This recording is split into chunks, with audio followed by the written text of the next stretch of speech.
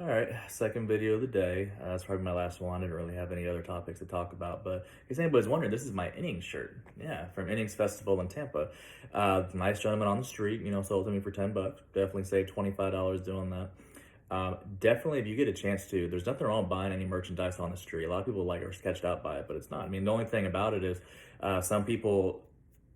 Uh, I, I don't want to say people steal them, but some of them are probably stolen. But let's say, for example, someone has like a screen printer at their house. They take the logo of the festival, and I don't think it has anything on the back. Oh, yeah, it does.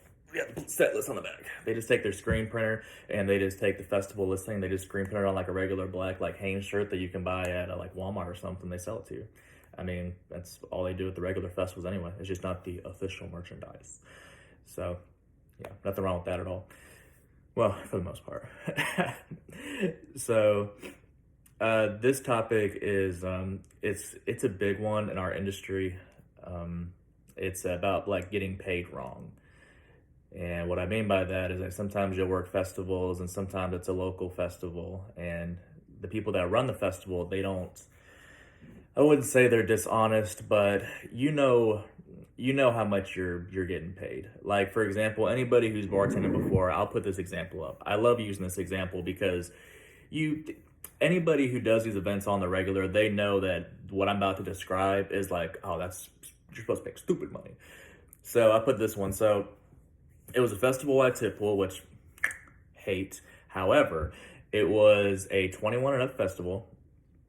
It was house music. Everybody there was drinking nonstop. It was start to finish, Friday, Saturday, Sunday. From the time the gates opened to the time they closed, every single bar in the festival was nonstop. And there was no break, no downtime. Nobody took lunch, and it was just nonstop. And we were getting like fives, tens, 20s, and they get tip in cash, like as well. And we're also understaffed. So if you've been doing this for a while, when you hear stuff like that, when you hear like the details and everything, it's like, oh man, like with your hourly and tips, bro, we should have made like at least like 2,500, 3,000, 2,000 at the very minimum. Even then, that's still low. Yeah, we ended up making $1,000. So I'm pretty sure even people that don't travel a lot, they're like $1,000 for 10-hour shift, understaffed. Like, no, there's no way. So in instances like that, a lot of bartenders will get upset and we'll talk about, oh, we're gonna get lawyers, we're gonna do this, never work for the company again. And I get it. It's a principle thing.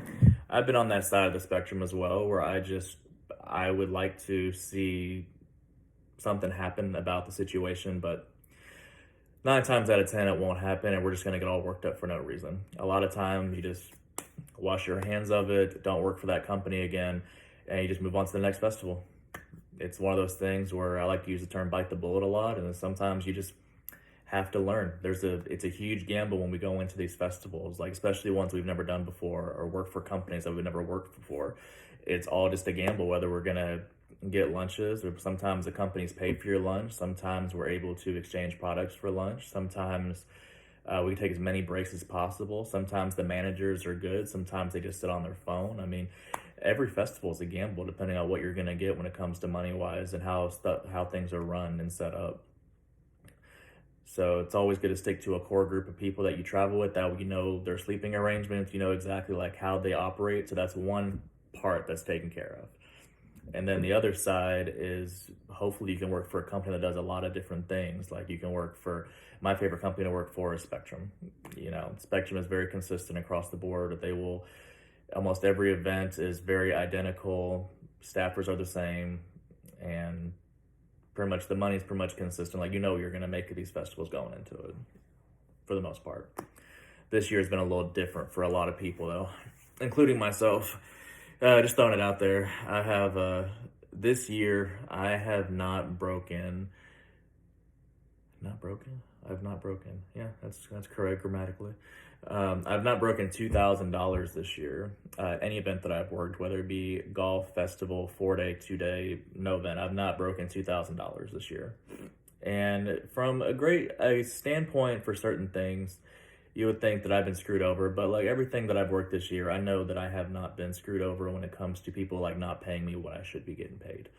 I, of course, I may be like a couple $100 here that I feel that I was gypped on, but it's nothing I'm gonna sit here and cry about. Just wash hands, on to the next one. So it's not always lucrative. Now that is also based on your placement. I've worked in I've worked festivals. Everybody's done this where you worked a festival, you worked at a slow bar, made like $1,000, while other people have made like 2 or 3,000. That's just placement. Has nothing to do with seniority, nothing to do with favoritism. At least you would hope so anyway. A lot of times, the only favoritism that is in this industry, or should be in this industry, is if you've worked for the company a long time. You know, if I work for the company for 5 years and there's a nice bar that I think that I should be at, and there's someone that's brand new that has only done like one festival and they get that bar instead of me. But at the same time, though, you don't know what bar is going to make money. We staffers, people that set it up, we all can assume what bar is going to make the most money just because it's based on where it's at. If a bar is at the front of the stage and there's only like 10 of you and there's like, you know, you're expecting that line's going to be like busy all day. However, some festivals I've worked at, there's campers where they'll sit there and like they'll bring their chairs or whatever, and sometimes they'll sit right there in front of the stage. They'll sit there right in front of the bar so people can't get to you. So what you think would be a good moneymaker ends up not being, because you can't get anybody to you. And the bar that's supposed to be like one of the slowest ends up getting the craziest. So it happens all the time. I cannot tell you how many times that's happened to me. Good way and bad way. But the season's coming to an end. I got a couple more events. I got one event confirmed for F1 in October. I'm doing Louder Than Life, Bourbon and Beyond, and Ocean's Calling. And I think that'll probably be it for my season. If I do EDC Orlando, that's still up in the air. We shall see.